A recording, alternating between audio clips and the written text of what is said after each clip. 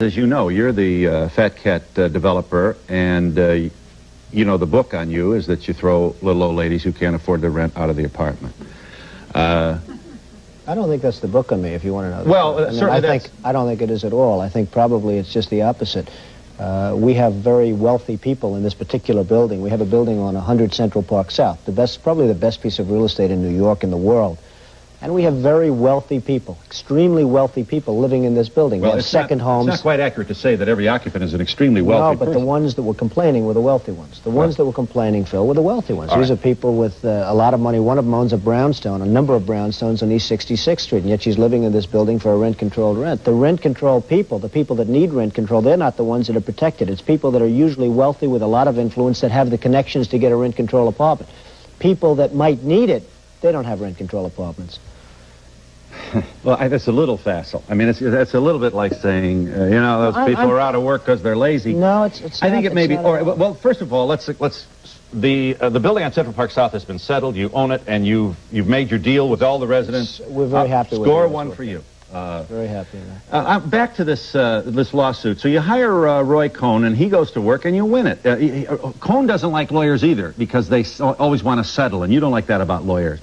The idea of settling drove me crazy. The fact was that we did rent to blacks in our buildings. What we didn't do was rent to welfare cases, white or black.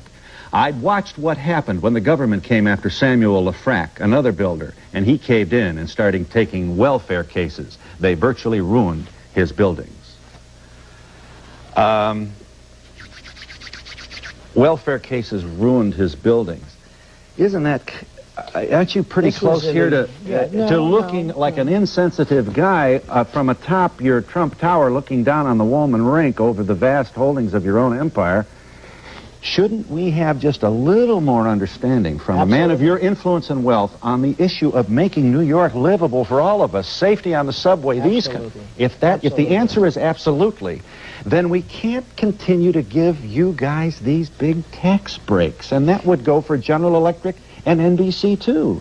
You tell us in your own book that you would make money on the Trump Tower in New York, but when everybody else without the tax breaks. So when everybody else in the city gets it but Donald Trump, when Koch and the administration tries to stop Donald Trump, and I don't say give me the tax breaks, I say don't give everyone else the tax breaks. If every other building being built in New York City is entitled to a residential tax abatement, and Trump Tower goes, and I'm not entitled, I'm the only building in the city of New York that's not entitled, I don't think that's appropriate. Look at the location of your building. What difference does it make? There are other wonderful locations. Phil, there are other wonderful locations also that are also getting tax abatements.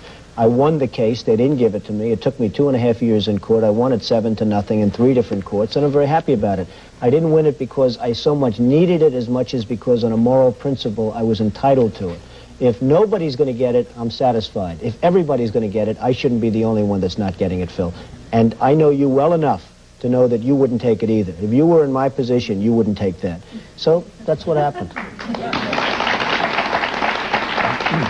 Hey, let's hear it for the rich folks.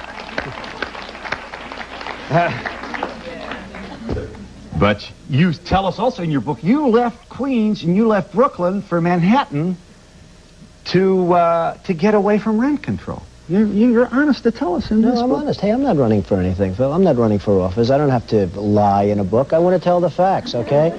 I mean, do you want me to say little fibs and little this and little that and how much we all love rent control and what a great thing it's been for New York? It's been a disaster for New York. It's badly hurt New York. It's crippled New York. It's made it impossible for a lot of people to live in New York. And you see what's happening. You look at the Bronx. You look at certain parts of Queens and Brooklyn. You see what rent control's done. And I think you know it as well as anybody else. Rent control, and I'm one of the few developers in the world that would ever say it, some forms of rent control are sometimes necessary to protect the elderly, to protect people that truly don't have the money. But when you have multimillionaires, and not all instances of this, Phil, there's not all instances, but you go to Manhattan, the prime sections of Manhattan, where you have rent control and rent stabilization all over. Those are wealthy people in many instances, and I don't mean in every instance, Phil, but I mean in many, and I would say in a majority. You have multi-millionaires in some cases living in apartments for $200, $300, and $500 a month that should be paying many times. This is going to sound a little unusual, but New York rents can be $10,000 and $20,000 a month. What does that mean? What does that mean, Phil? That means that the city can't tax, because if a wealthy person's paying $300 a month, you can't really tax that beyond a certain point, 20% of that or whatever it might be. So the city's always short of funds. It's a joke what's happened. And the people that need rent control, and there are some indeed, those aren't the people that have it. It's the people with the connections. Somebody knows Trump. Somebody knows somebody else. They call up. They say, do me a favor.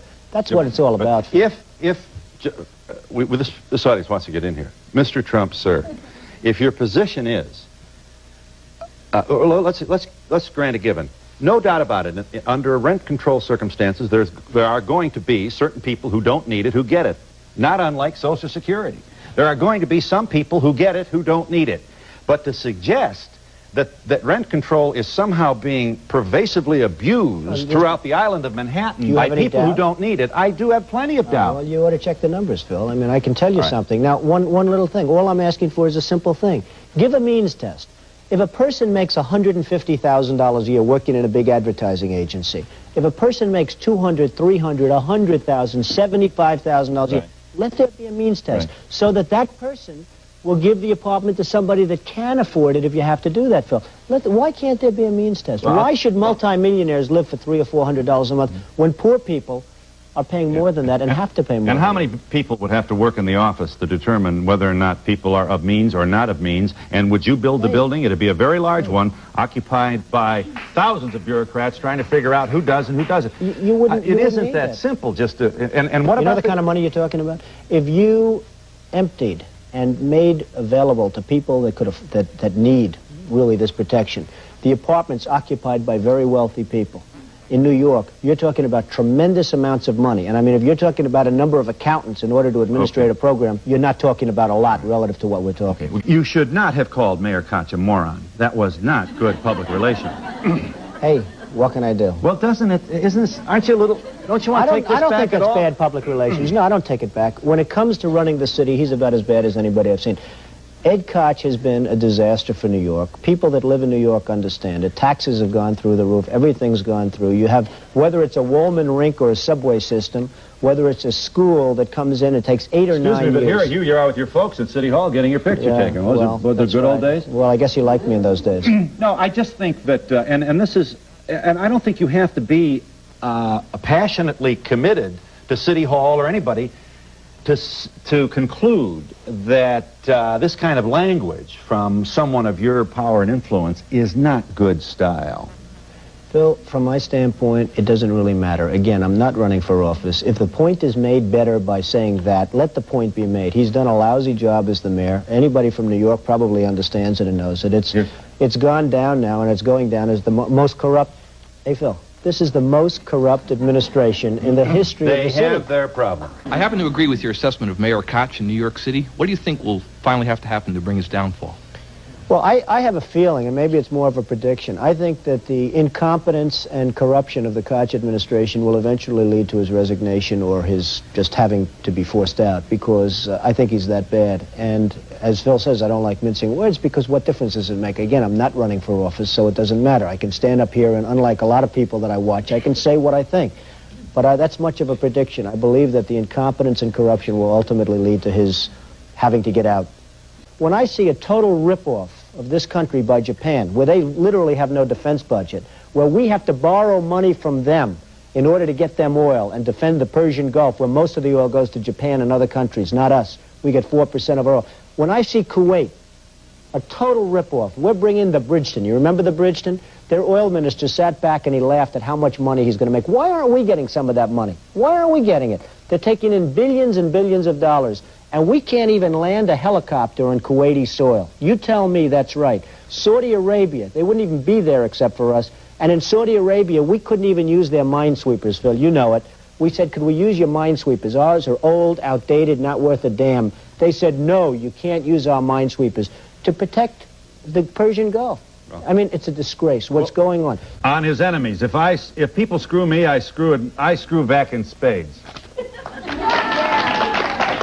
I mean, is there something wrong with that? Tell me. Phil, is there something wrong with that? Well, a confrontational kind of, I'll get you used. You keep saying you're not running for office, but why don't you? Run for mayor of New York. No, I wouldn't want to run for mayor of New York. I'd like to see somebody talented do that, and there's a tremendous potential in New York. New York is the great city. It's one of the great places of the world, but I really have no intention of running for mayor. Thank you. But you definitely are a political person, whether you run for office, by what everything that you say and do points in that direction.